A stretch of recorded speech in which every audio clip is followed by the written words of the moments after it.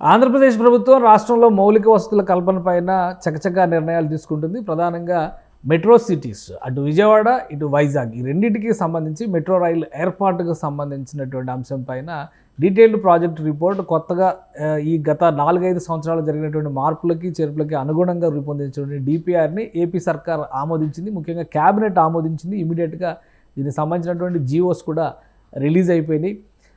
దాదాపు 11,000 కోట్ల రూపాయల వ్యయంతో విశాఖపట్నంలో మొదటి ఫేజ్, అలానే విజయవాడలో కూడా దాదాపు అదే స్థాయిలో ఇన్వెస్ట్మెంట్ చేయబోతున్నారు. ఒకసారి ఆ జీవోల డీటెయిల్స్ మనం చూద్దాం. మ్యాప్స్ కూడా ఆల్రెడీ రూట్ మ్యాప్స్ కూడా రిలీజ్ చేసింది గవర్నమెంట్.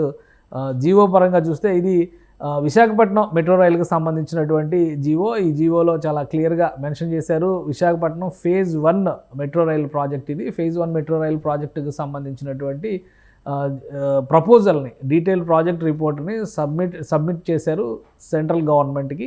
సెంట్రల్ గవర్నమెంట్ అప్రూవల్ ఇచ్చిన తర్వాత నిర్మాణ పనుల్ని చకచకా ప్రారంభించడానికి అవకాశం ఉంటుంది. ఇప్పటికే దీనికి సంబంధించినటువంటి రూట్ మ్యాప్స్ కూడా, అంటే కారిడార్ 1, కారిడార్ 2, కారిడార్ 3 ఇవన్నీ కూడా ఫస్ట్ ఫేజ్లో చేస్తున్నటువంటి నిర్మాణాలు. ఇంకా చెప్పాలంటే 46 కిలోమీటర్ల దూరం, 46 కిలోమీటర్ల దూరంతో ఈ ప్రాజెక్ట్ని, ఫస్ట్ ఫేజ్ ప్రాజెక్ట్ని తీసుకున్నారు. 11,498 కోట్ల రూపాయలు, అంటే దాదాపు 11,500 కోట్ల రూపాయలతో ఈ నిర్మాణం చేపట్టబోతున్నారు. కారిడార్ల పరంగా చూస్తే ఒకసారి మనం మ్యాప్ని చూద్దాం. మ్యాప్లో కారిడార్ల పరంగా చూస్తే కనుక విశాఖపట్నానికి సంబంధించి ఓల్డ్ మ్యాప్, అంటే ఓల్డ్ ఎయిర్పోర్ట్ దగ్గర నుంచి కూడా మొత్తం ఏరియా మొత్తానికి ఇది కవర్ చేసేలాగా, సిటీ మొత్తాన్ని కవర్ చేసే విధంగా దీన్ని రూపొందించారు. ఈ మ్యాప్ని ఒకసారి గాజువాక దగ్గర మొదలు పెడితే, ఈ ఏరియా గాజువాక దగ్గర మొదలు పెడితే మొత్తం రూట్ మ్యాప్ ఇది. 3 కారిడార్లు 3 లైన్లుగా వెళ్తే 3 రంగుల్లో కనిపిస్తూ ఉన్నాయి ఇక్కడ చాలా క్లియర్గా, గ్రీన్, రెడ్, బ్లూ. సో ఈ 3 లైన్లు కూడా ఇక్కడ గాజువాక దగ్గర నుంచి మొదలుపెట్టి పాత ఎయిర్పోర్ట్ దగ్గర నుంచి కొత్తగా నిర్మిస్తున్నటువంటి ఎయిర్పోర్ట్కి వెళ్ళేంత వరకు దీనికి ఒక రూట్ మ్యాప్, కొమ్మాది వరకు ఒక రూట్ మ్యాప్ని డిసైడ్ చేశారు. భోగాపురం ఎయిర్పోర్ట్కి కనెక్ట్ అయ్యే విధంగా ఈ రూట్ని సెకండ్ ఫేజ్లో మళ్ళీ టేకప్ చేస్తారు. ఫస్ట్ ఫేజ్లో అయితే జరిగేది ఇది. ఇక బీచ్ సైడ్ కూడా చిన్న వాల్తేరు, ఇటు ఓల్డ్ పోస్ట్ ఆఫీస్ వైపు కనెక్ట్ అయ్యే విధంగా మరొక 2 రూట్ మ్యాప్స్ సిటీలో నుంచి ప్లాన్ చేశారు. సో మొత్తం మీద 46 కిలోమీటర్ల డిస్టెన్స్లో రూపొందేటువంటి రైలు మార్గం ఇది, మెట్రో రైలు మార్గం ఇది. దీనికి డిపిఆర్ని క్లియర్ చేసినటువంటి నేపథ్యంలో క్లియరెన్స్ రాగానే కేంద్ర ప్రభుత్వం ఈ ప్రాజెక్టుకి ఆమోదం తెలిపిన వెంటనే ఫండింగ్ కూడా పూర్తిస్థాయిలో కేంద్ర ప్రభుత్వం ఇస్తాననేటువంటి ఒక హామీ ఇచ్చింది. కాబట్టి దీనిపైన ఎన్నో ఆశలు పెట్టుకున్నది స్టేట్ గవర్నమెంట్. ఇమ్మీడియట్గా ఈ ప్రాజెక్ట్ని టేకప్ చేస్తే మౌలిక వనరుల కల్పన విషయంలో విశాఖలో పెద్ద బూస్ట్ కింద మనం చెప్పాల్సి ఉంటుంది. ఇక అటు విజయవాడలో తీసుకొస్తున్నటువంటి ప్రపోజల్ని చూస్తే కనుక విజయవాడలో కూడా ఫస్ట్ ఫేజ్ డిపిఆర్కి సంబంధించి, ఎందుకంటే అమరావతికి కనెక్ట్ చేయడం అనేది సెకండ్ ఫేజ్కి పెండింగ్లో పెట్టారు. ఫస్ట్ ఫేజ్ ముందుగా విజయవాడ నుంచి, విజయవాడలో ఉన్నటువంటి రూట్స్ని డిసైడ్ చేసేటువంటిది ఫస్ట్ ఫేజ్. దానికి సంబంధించిన జీవోని మనం ఒకసారి చూద్దాం. ఇది విజయవాడకి సంబంధించినటువంటి రూట్ మ్యాప్. 3 కారిడార్లు విజయవాడలో కూడా డెవలప్ చేస్తున్నారు. గన్నవరం పిఎన్బిఎస్ అంటే పండిట్ నెహ్రూ బస్ స్టేషన్, ఇది main bus station, Vijayawada bus station. ఆ విజయవాడ బస్ స్టేషన్ నుంచి మళ్ళీ పిఎన్బిఎస్ నుంచి పెనమలూరు, అంటే విజయవాడలో 2 రోడ్లు, కీలకమైన ఏలూరు బందర్ రోడ్లు కనెక్ట్ చేసేటువంటి కారిడార్ ఇది. ఇక పిఎన్బిఎస్ నుంచి అమరావతికి వెళ్ళేటువంటి ఇది అండర్ గ్రౌండ్ నుంచి చేసేటువంటి నిర్మాణం జరుగుతుంది. ఈ ప్రాజెక్టుకి సంబంధించి దాదాపు 38 కిలోమీటర్ల పైగా వస్తుంది డిస్టెన్స్ పరంగా చూస్తే. కాస్ట్ వైజ్గా చూస్తే ఇది కూడా 11,000 కోట్ల రూపాయలు. అలానే ల్యాండ్ ఎక్విజిషన్ కాస్టు మరొక 1,152 కోట్ల రూపాయలు అవుతుంది. ఫేజ్ 2కి 27 కిలోమీటర్లు ప్లాన్ పెండింగ్లో ఉంది. అయితే ఫస్ట్ ఫేజ్కి మాత్రమే ఇప్పుడు ఇచ్చినటువంటి రూట్ మ్యాప్లో ఒక క్లారిటీ ఇచ్చారు. సో ఇది విజయవాడకు సంబంధించినటువంటి రూట్ మ్యాప్. ఇక విజయవాడకి సంబంధించినటువంటి రూట్ మ్యాప్ని ఒకసారి కనుక మనం పరిశీలించి చూస్తే, ఈ కారిడార్ల పరంగా చూసినప్పుడు 3 కారిడార్లు, ఇక్కడ కూడా 3 కారిడార్లు ఉంటాయి. అయితే ముఖ్యమైనటువంటి ప్రధానంగా నడిచేటువంటి కారిడార్లు మాత్రం సిటీలో నుంచి పోయేవి 2 కారిడార్లు. 3వ కారిడార్ వచ్చి అమరావతికి కనెక్ట్ చేసేటువంటి కారిడార్ ఇది. భవిష్యత్తులో సెకండ్ ఫేజ్లో ఇది మరింత విస్తరిస్తారు. ఒకసారి మనం చూద్దాం. ఇందులో 2 రంగుల్లో కనిపిస్తున్నాయి. కారిడార్లు 3 అయినప్పటికీ కూడా రెడ్ అండ్ బ్లూ 2 రంగుల్లో కనిపిస్తున్నాయి.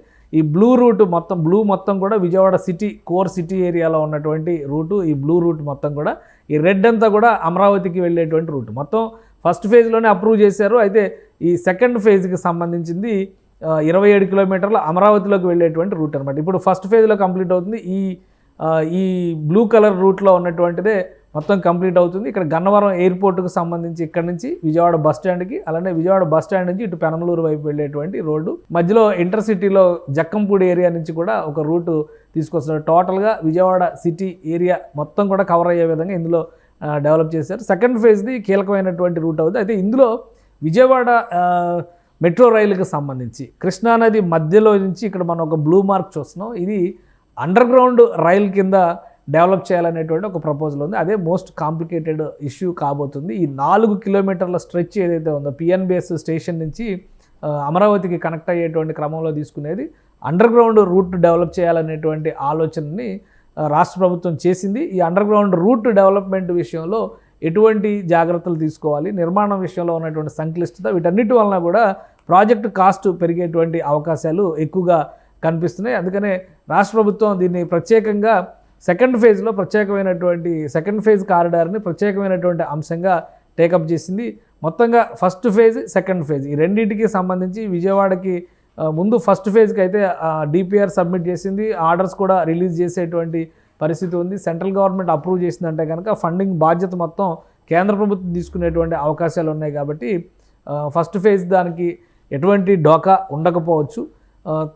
సెకండ్ ఫేజ్లో చేపట్టబోయేటువంటి థర్డ్ కారిడార్ మాత్రం విజయవాడలో కొంత కాంప్లికేటెడ్ కారిడార్ కాబట్టి దానికి ఏ విధంగా అంటే అమరావతి డెవలప్మెంట్ రూపురేఖలను బట్టి ఒక 2-3 ఏళ్ల తర్వాత మళ్ళీ దాన్ని పరిశీలించే అవకాశం ఉంటుంది. ఎందుకంటే ఒక 3 ఏళ్ళు రాష్ట్ర ప్రభుత్వం టార్గెట్ పెట్టుకుంది అమరావతిలో ఒక రూపురేఖలు తీసుకొచ్చేటువంటి దానికి సంబంధించి. అయితే విజయవాడ సిటీలో మాత్రం ఇమీడియట్గా ఈ ఫస్ట్ ఫేజ్ క్లియరెన్స్ రాగానే, ఆమోదం రాగానే కేంద్ర ప్రభుత్వం నుంచి నిర్మాణ పనులు మొదలుపెట్టింది.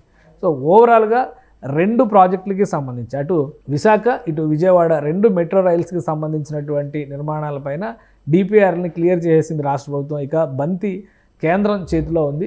కేంద్రం ఇన్ఫ్రాస్ట్రక్చర్ విషయంలో, మౌలిక వసతుల కల్పన విషయంలో శరవేగంగా నిర్ణయాలు తీసుకుంటున్నటువంటి తరుణంలో ఇప్పటికే ఓవరాల్ కమిట్మెంట్ రాష్ట్ర ప్రభుత్వానికి మెట్రో ప్రాజెక్టులకు సంబంధించి కేంద్ర ప్రభుత్వం ఇచ్చింది కాబట్టి ఇమీడియట్గా డిపిఆర్లు సబ్మిట్ చేశారు. ఇక కేంద్రం ఆమోద ముద్ర పడిన వెంటనే నిధుల విడుదలను బట్టి పనులు ప్రారంభించడానికి రాష్ట్ర ప్రభుత్వం దీనికోసం మెట్రో రైల్ కార్పొరేషన్ అంటే ఏపీ మెట్రో రైల్ కార్పొరేషన్ ప్రత్యేకంగా పనిచేస్తుంది. ఆ బాధ్యతల్ని ఏపీ మెట్రో రైల్ కార్పొరేషన్కి అప్పగించారు. కేంద్రం క్లియరెన్స్ ఇచ్చిన వెంటనే పనులు ప్రారంభించడానికి కావాల్సినటువంటి ప్రణాళికల్ని మెట్రో రైల్ కార్పొరేషన్ ఇప్పటికే సిద్ధం చేసుకున్నట్టుగా సమాచారం ఉంది.